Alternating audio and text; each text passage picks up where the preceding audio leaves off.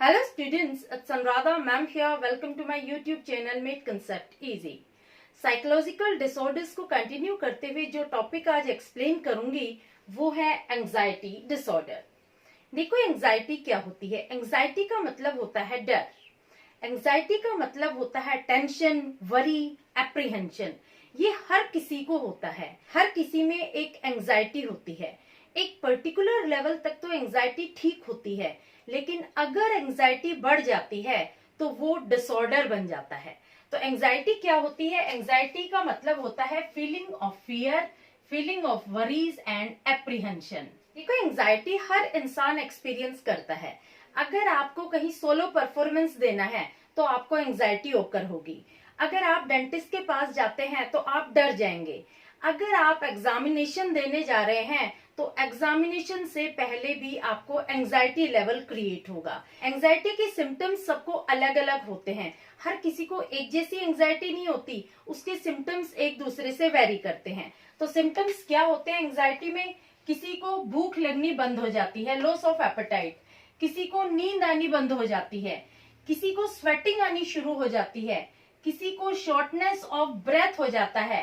किसी को ट्रेमर्स हो जाते हैं, यानी कांपने लग जाता है, ट्रेम्बलिंग हो जाती है। किसी को रैपिड हार्ट रेट हो जाता है। किसी को फेंटिंग हो जाती है। फेंटिंग यानी सिचुएशन को हैंडल करने में आपकी बहुत ज्यादा एनर्जी लगती है, इसलिए आपको बेहोशी आ जाती है। तो कई बार ऐसा होता है जैसे आप एग्जाम देने जा रहे हैं और आपको एग्जाम का फियर है, उस वजह से आप बेहोश हो जाते हैं। आपको डर लगता है, आपको स्वेटिंग शुरू हो जाती है, आपकी हार्ट रेट बढ़ जाती है, आपको ब्रेथलेसनेस की प्रॉब्लम क्रिएट हो जाती है, डायरिया की प्रॉब्लम क्रिएट हो जाती है। डायरिया में क्या होता है? वॉमिटिंग जैसा फील होता है, लूज मोशंस हो जाते हैं। तो ये सब क्या है? ये एंजाइटी के एग्जांपल्स हैं।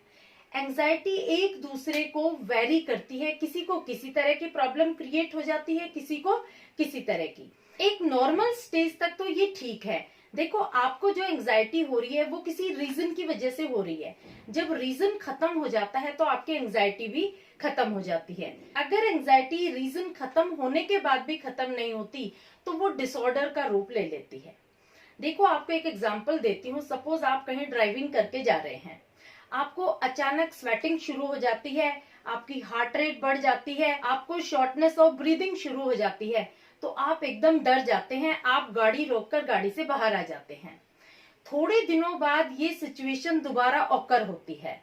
दोबारा सेम सिचुएशन आपके साथ होती है तो आप सोचते हैं पता नहीं मेरे साथ क्या होने लग गया। आप डर जाते हैं, आप घबरा जाते हैं, उस सिचुएशन को फेस नहीं कर पाते हैं। आप क्या करते हैं? आपने ड्राइविंग करना बंद कर दिया। आपको अब एंजाइटी का फियर हो जाता है। आप डर जाते हैं कि कहीं ट्रैफिक में ये सिचुएशन दोबारा ऑकर ना हो जाए।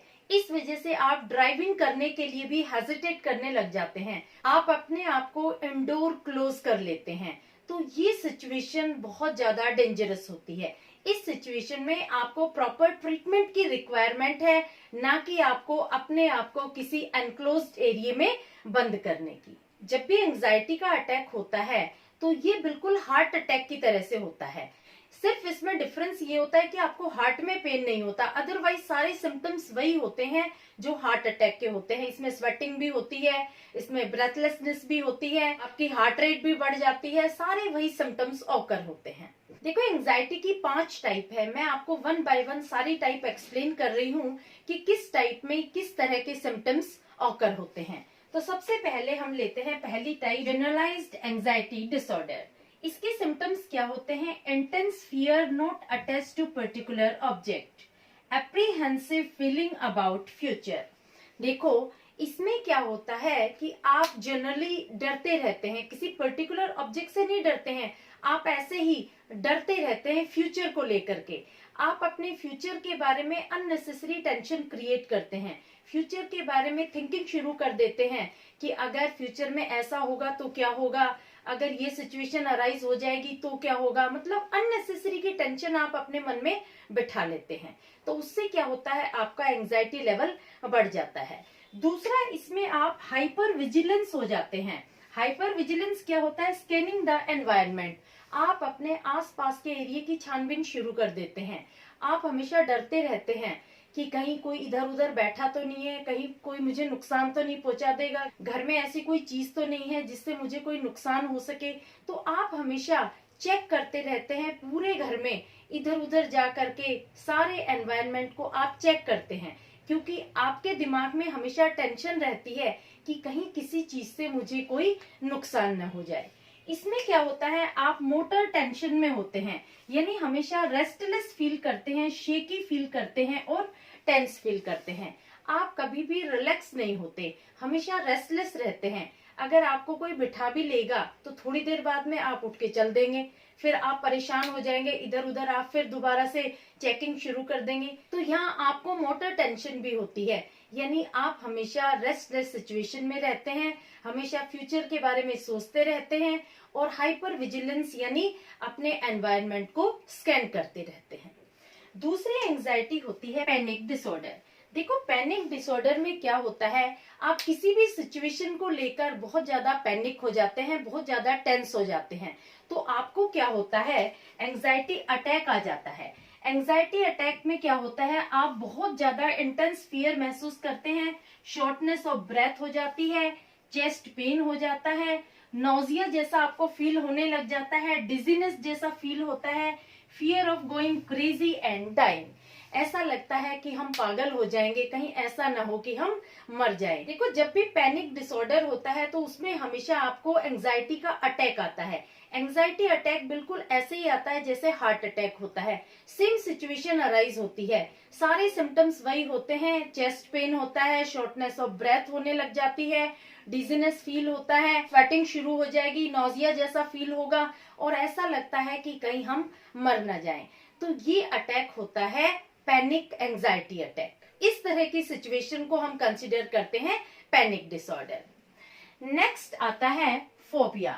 देखो, फोबिया हर किसी को होता है, आपको भी फोबिया है, मुझे भी फोबिया है, हर किसी को फोबिया की प्रॉब्लम होती है।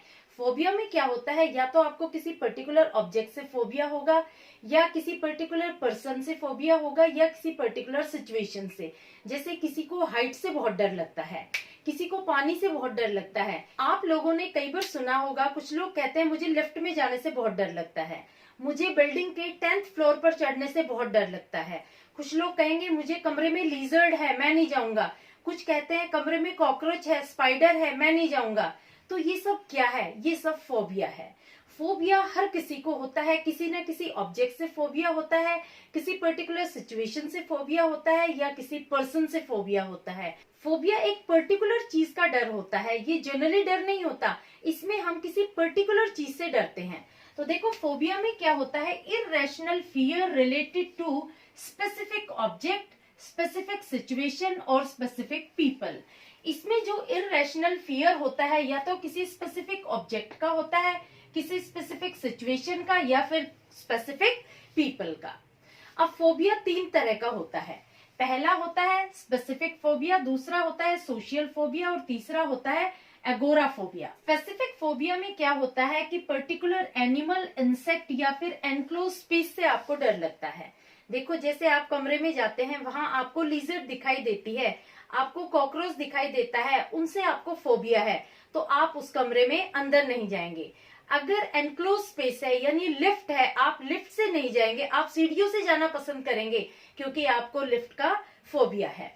दूसरा है सोशल फोबिया। सोशल फोबिया में क्या होता है कि आप गैदरिंग में जाना पसंद नहीं करते, आपको fear of dealing with people होता है।